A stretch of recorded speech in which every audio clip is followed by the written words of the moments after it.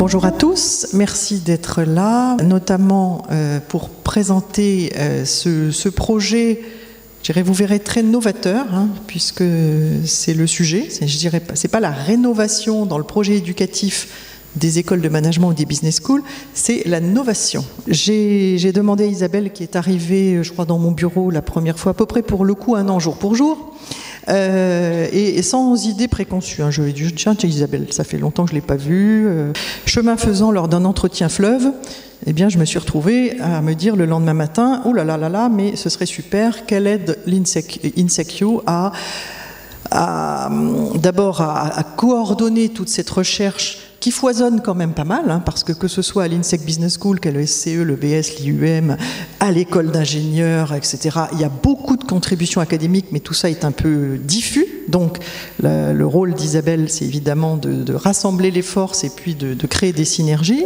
L'école, finalement, qui est le socle d'où tout est parti, en septembre 75, sur les bords de la Garonne, c'est l'INSEC Business School, qui était à l'époque l'INSEC Bordeaux, puis ensuite l'INSEC Paris. L'INSEC Bordeaux avec un projet que certains d'entre vous, les plus anciens, connaissent, qui était déjà assez décoiffant pour l'époque. Finalement, je me dis, on a un groupe éponyme, INSECU.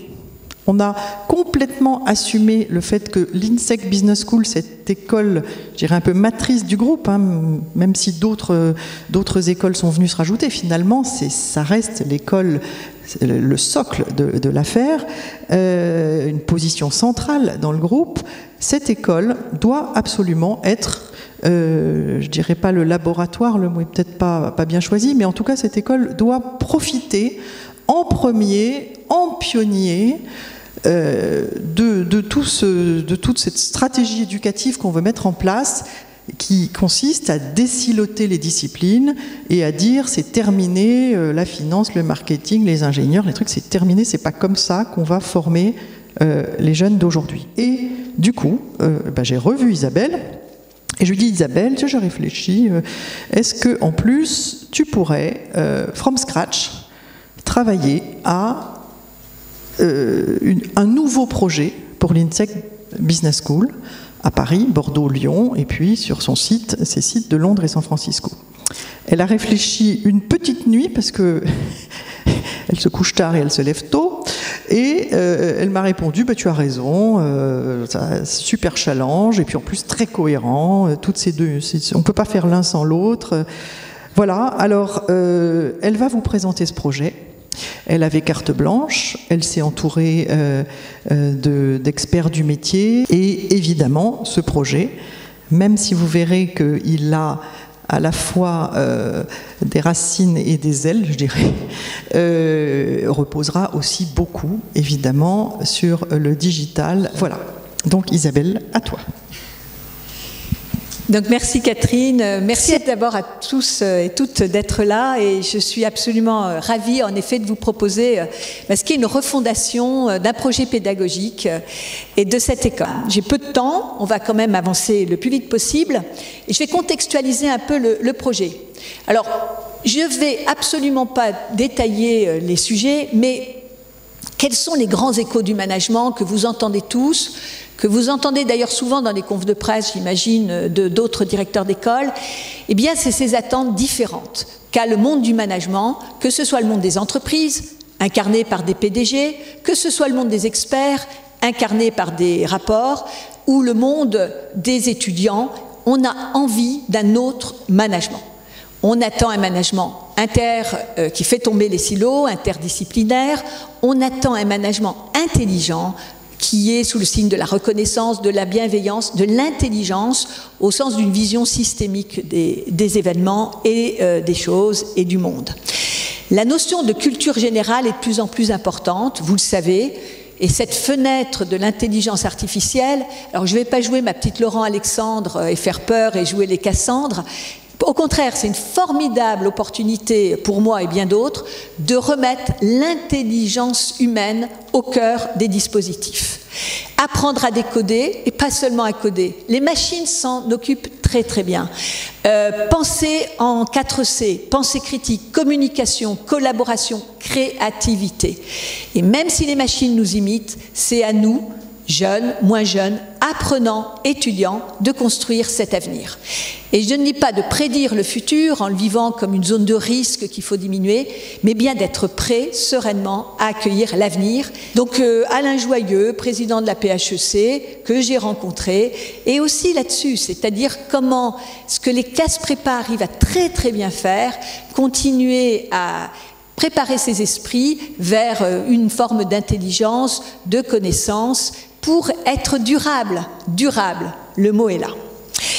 J'ai aussi, vous l'aviez peut-être vu, elle a été diffusée, cette petite lettre du président de Johns Hopkins University, parce que quelques étudiants américains, qui étaient pourtant largement formés aux humanités, commencent à se dire, mais est-ce qu'il ne faudrait pas faire du directement utile? Non. Le directement utile, c'est les risques d'obsolescence. Et nous n'allons pas nous installer dans l'obsolescence programmée de la compétence. Donc, il y avait pour nous l'impérieuse nécessité, Catherine l'a dit, de retrouver cet esprit pionnier d'une école de management qui avait su être pionnière il y a 43 ans au bord de la Garonne et qui a donc comme mission statement, ça a été le travail que nous avons au départ, quelle est la vision, quel est le cap, l'idée étant d'avoir l'accompagnement. L'accompagnement, on n'éduque pas, on ne forme pas, on accompagne. L'émergence de futurs responsables. Je crois qu'on va se débarrasser des mots manager, leader, ces surpromesses qui nous encombrent. On est des hommes et des femmes responsables, dotés d'une solide culture pluridisciplinaire, capables de réfléchir, mais réfléchir c'est important, décider, argumenter, porter des projets qui contribueront à configurer leur avenir en cohérence avec leur système de valeurs, les systèmes de valeurs qu'ils auront choisis. Parce que connaître les autres, aller vers la connaissance, c'est aussi se connaître soi-même. Et actuellement, nous vivons dans les entreprises trop de frustration due au clivage entre les valeurs personnelles et les valeurs que porte l'organisation dans laquelle on va travailler. Alors, comment ça s'est construit? Ça s'est construit en 9 mois, une gestation classique, 9 mois. On a démarré à peu près en janvier, alors muni de tout notre socle de connaissances, bien sûr, de tous ces sujets-là, avec une écoute de parties prenantes, des entretiens, des interviews, des lectures très nombreuses, un diagnostic par un collège d'experts, et là je remercie Jean-Pierre Boisivon, Jean-Noël Capferrer, Jacques Perrin, Xavier Cornu qui est absent aujourd'hui, et Michel Bouchot d'avoir participé à ce cercle d'experts, pour aller vers des scénarios stratégiques. Vers quoi on va? Il faut toujours avoir des alternatives stratégiques, pour aller ensuite vers le projet que je vais vous présenter, recueillir l'accord, et j'irais même l'enthousiasme de beaucoup d'organisations, de conseils scientifiques, particulièrement le CA des alumni, mais Jean-Claude nous en dira plus, et ensuite de construire un projet que j'ai le bonheur de vous présenter.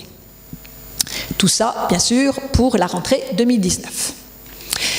Alors, on est sur un reset complet, on est sur une refonte complète de notre projet pédagogique, avec 2 hypothèses fortes. C'est qu'on ne peut pratiquer l'art du management et de la gestion sans une compréhension intelligente de l'ensemble dans lequel nous évoluons. Ce n'est pas toute chose égale par ailleurs qu'on pilote une stratégie, qu'on pilote des hommes et des femmes vers un projet, et qu'un cursus grande école a pour vocation de préparer les étudiants, certes à un premier métier, mais à des métiers pour la vie. Alors l'employabilité, un mot difficile, je dirais être durable, durable dans sa capacité à évoluer dans sa vie professionnelle. Donc pour ça, nous allons avoir un nouveau nom, INSEC, School of Business and Economics. Alors, l'economics, là, c'est pas du tout l'économie au sens, la section 05 de l'université. Alors là, je m'en voudrais beaucoup, étant une défenseuse des sciences de gestion ou des sciences du management.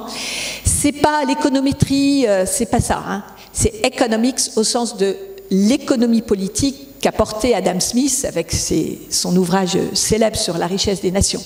C'est cette discipline très large qui entraîne l'histoire, les sciences sociales, la sociologie. Donc on aurait pu mettre politique, on aurait peut-être pu mettre history. Bon, évidemment, ça, c'était pas possible. Donc c'est vraiment installer le management dans la grande image. Et bien sûr, nous valorisons les 5 campus. Vous savez que l'école a 3 campus français, mais elle travaille déjà depuis des années, enfin quelques mois, enfin quelques années, 2-3 ans avec Londres et San Francisco, et nous verrons que ces 2 campus, combien ? 2009, alors Londres, excuse-moi, et San Francisco un petit peu moins longtemps, donc 5 campus. Une nouvelle tagline aussi, Deep Education takes you further. Nous avons voulu capitaliser sur cette notion d'éducation forte, Deep Education, c'est-à-dire l'opposé de Deep Learning. Deep Learning, vous le savez, ce sont les machines. Elles apprennent, elles moulinent, et nous, ce que nous voulons, c'est, je l'ai dit, remettre au centre du jeu le génie humain, l'intelligence humaine. La traduction française, elle est intéressante, c'est « le savoir peut vous emmener très loin ». Avec ce petit côté transgressif que j'adore, ça peut vous emmener très loin, plus loin que vous ne pensez. Donc le loin, c'est le temps, c'est l'espace. Et vous aurez peut-être remarqué que beaucoup de nos petits dessins sont basés sur le fil continu. Je pense que le temps, la temporalité, le tempo ne sont pas assez valorisés dans les métiers du management, et c'est quelque chose sur lequel nous allons travailler. L'INSEC School of Business and Economics est l'école de la Deep Education. Nous nous installons dans ce sentier, dans ce chemin, qui aura des chemins de traverse, et c'est là-dessus que nous allons capitaliser dans les années à venir. Nous allons avoir une offre pédagogique qui sera, dès septembre 2019, basée sur 5 piliers fondamentaux. Le premier est humanité, société, business. Le deuxième sur les méthodes, les pensées critiques. L'idée, c'est de rendre nos apprenants, nos étudiants autonomes dans leurs pensées. Il faut qu'ils soient autonomes, il faut qu'ils sachent décrypter, qu'ils sortent des fake news pour avancer dans une pensée critique qu'ils sauront défendre. Tout ce qui est organisation, culture, identité, altérité sera le pilier 3. Le 4e pilier, c'est l'entreprendre. Entreprendre, et non pas forcément la création d'entreprises. Il faut que nous apprenions à intraprendre, à conduire des équipes qui seront transverses, qui seront différentes, et que nous conduirons vers des projets petits, grands, et dans l'idée qu'il faut conduire le changement. Non pas le subir, mais le conduire.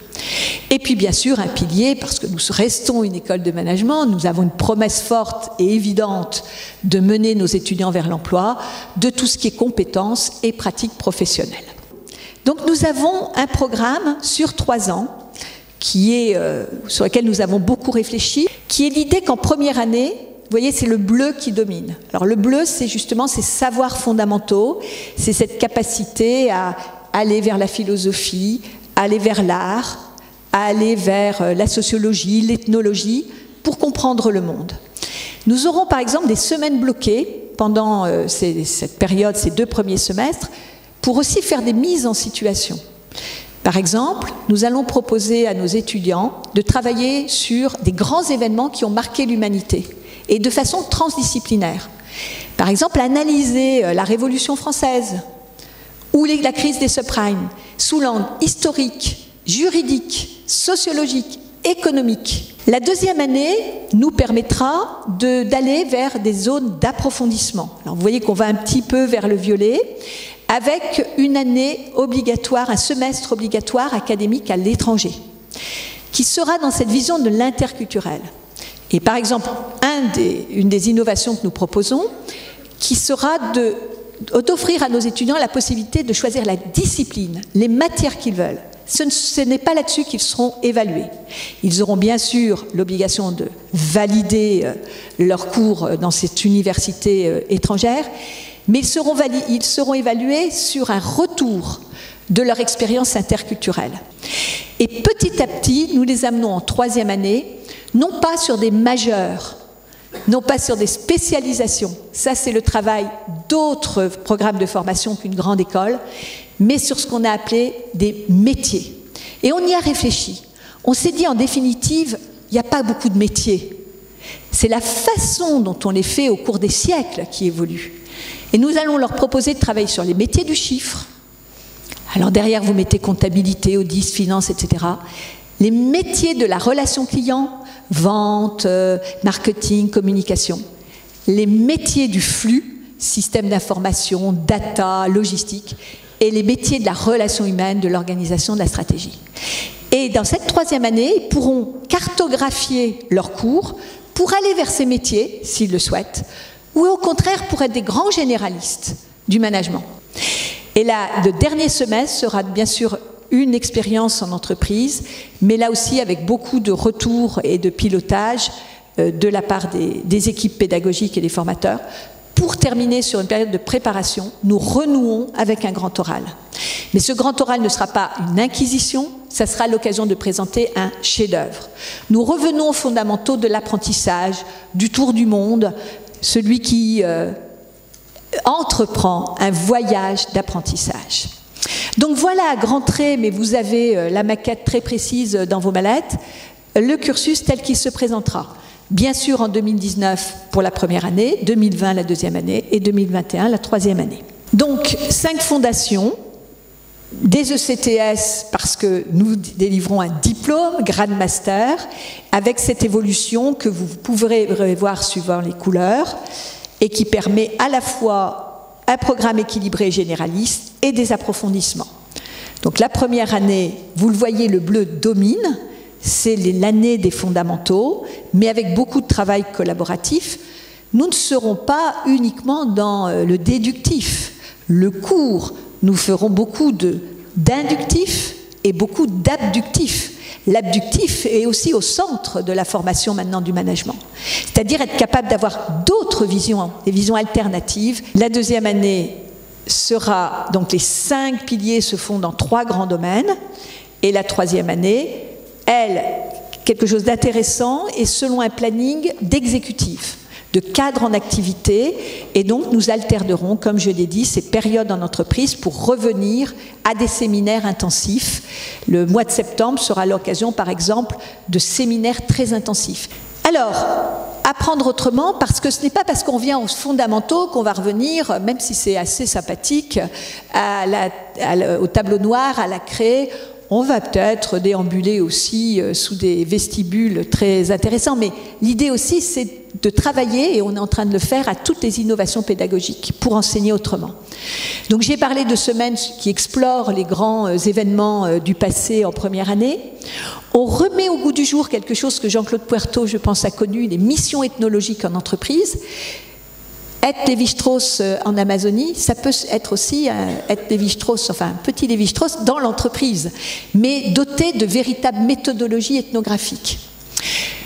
Être les maîtres d'œuvre de ces cours, sur certains enseignements, on leur mettra carte blanche.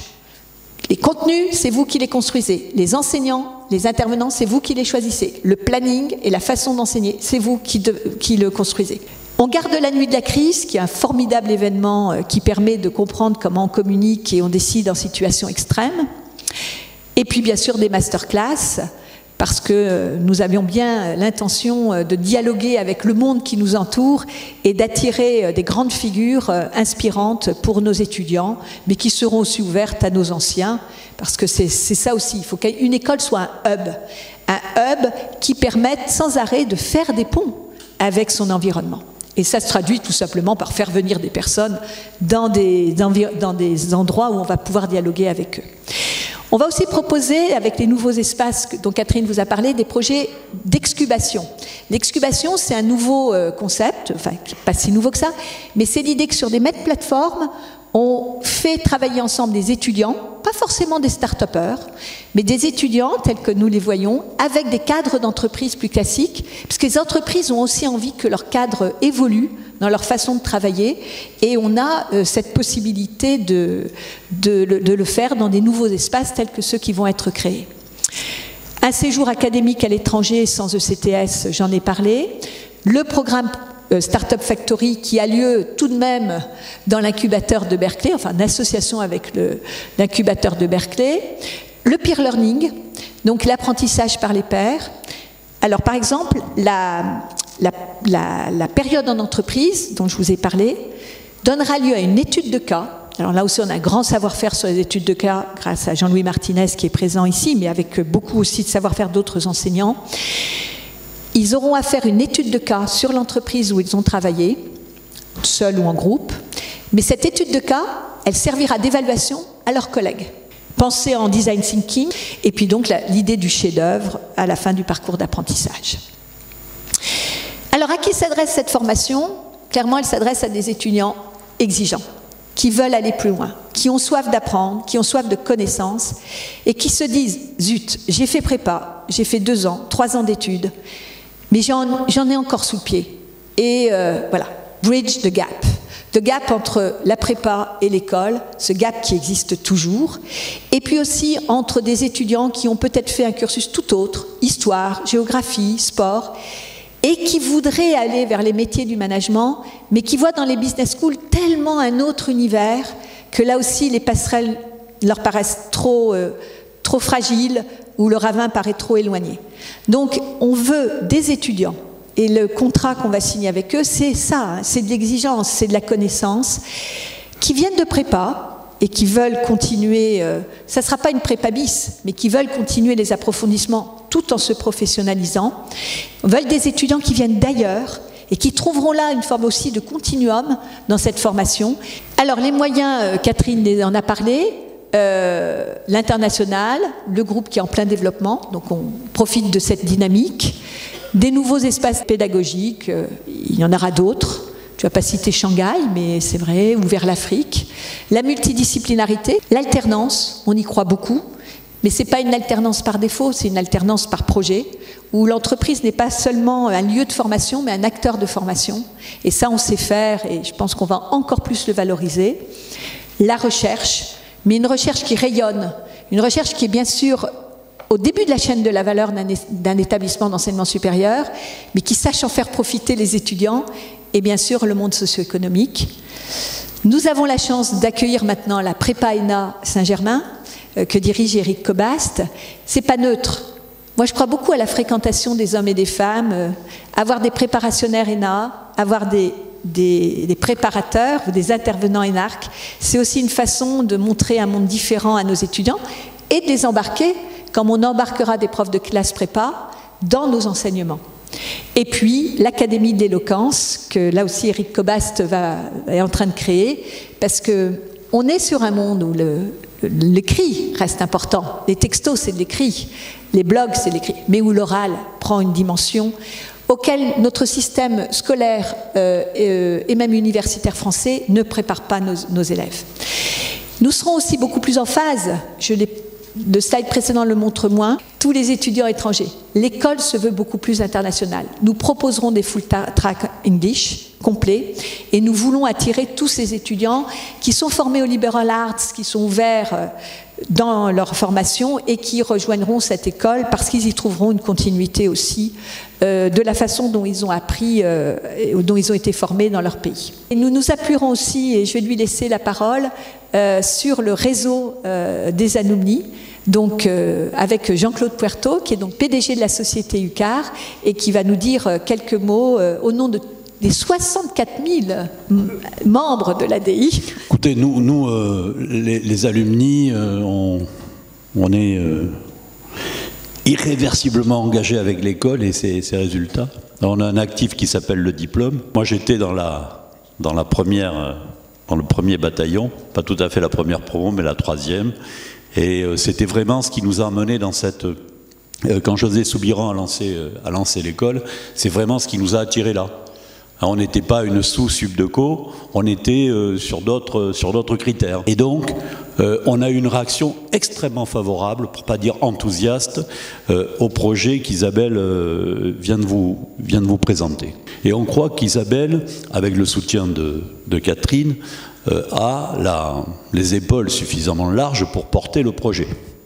Parce qu'on peut vous raconter la même histoire selon la personnalité du porteur de projet, on la croira ou on ne la croira pas. C'est un projet exigeant, il faut que ce soit un projet exigeant de A à Z. Donc, évidemment, on sera très attentif au niveau de la sélection. Il faut de la qualité au niveau des étudiants. Voilà, notre position à nous, mes camarades du conseil d'administration de l'ADI, se résume à ce que je viens de vous dire. Enthousiasme, confiance, et comme l'a dit tout à l'heure Catherine, eh ben on est extrêmement, on supporte complètement le projet, on est attentif à ce que ces éléments soient respectés. Je termine en cliquant donc sur le nouveau site que vous pouvez voir, donc, qui est pour le moment une landing page, et vous retrouverez tous les étudiants, toutes les personnes qui s'intéressent maintenant à ce nouveau projet retrouveront ce qu'on vient de voir avec la possibilité de comprendre le projet tel que vous l'avez vous dans le dossier de presse. Donc le site de l'INSEC, School of Business and Economics.